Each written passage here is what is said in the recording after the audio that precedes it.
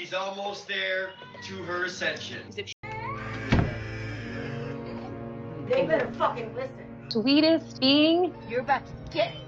If you're not connected to me, you're out. Welcome back to another episode of Doctor Things, Darklings.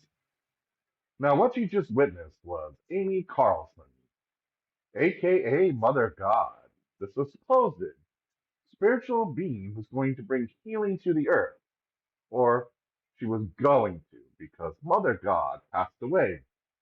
And we covered some of that in our previous video.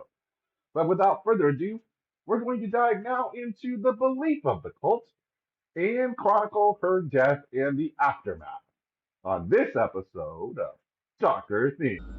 In the shadowed corridors of the unexplained and the macabre, our journey continues. After peeling back the layers of the story that shielded the focus of those who dared to look close to it, we delve deeper to the abyss. Our last voyage explored the enigmatic rise of Amy Carlson, known to her followers as Mother God. Her claimed dominion over the spiritual and the earthly, and her convoluted path to becoming a deity in her own right.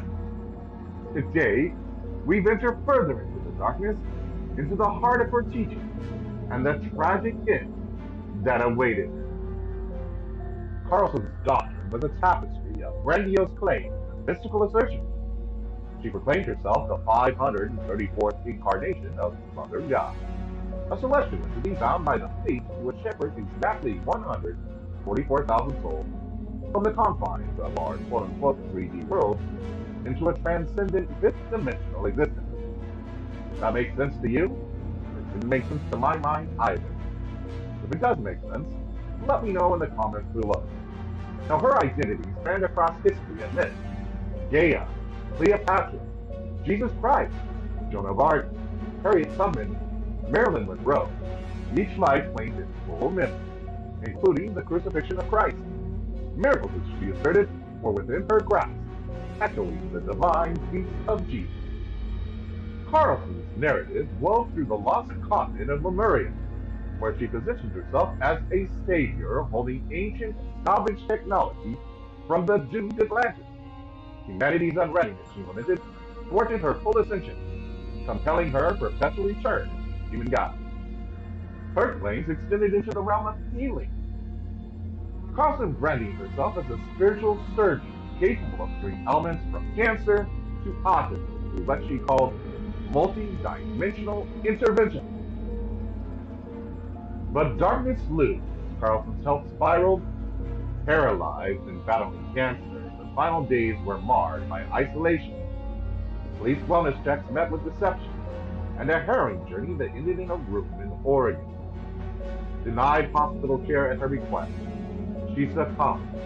Her body later found mummified, adorned in Christmas lights and glitter in a Creststone, Colorado home, a macabre shrine to a fallen deity. In the aftermath, it was revealed that the detrimental point was a cocktail of colonial silver consumption, warned against by the FDA, contributing to her demise alongside alcohol abuse and anorexia.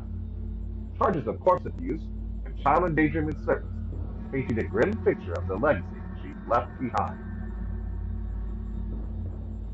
Alright, so here we are, sitting on the edge of a story that's about as comforting as a walk through a graveyard at midnight. It's wild how someone's charm can totally blind us, making us forget all about the basics of thinking straight and doing the right thing. In Carlson's story, it's like a lighthouse in a storm. But instead of guiding ships to safety, it's a warning about the dangers of just going along with whatever without stopping to ask, hey, is this actually okay? It's a real-life horror story about putting someone on a pedestal they should have never been on in the first place. Now, when it all comes down to it, following someone blindly, especially when they've got that kind of magnetism, is like walking into a trap. Carlson's tale is a nudge, or more likely a shove, reminding us that we shouldn't rely on someone else to show us the way, especially not those who seem too good to be true. It's our own inner compass, that gut feeling of what's right and wrong, steering us clear of falling into a pit we might not ever find out. Spooky stuff, right? I want to thank you for watching today. And if you found this episode intriguing, and you haven't already done so, I invite you to hit that subscribe button, hit the bell notification so that you don't miss any of our journeys into the dark. Give us a like if you feel like it. Give us a comment below about how you feel about Amy Carlson, Love is One Cult, or about cults in general. We want to hear from you. Until next time, guys, I'm your host, Doug Duncan, as always, with a reminder that once you enter the dark, you may never be the same.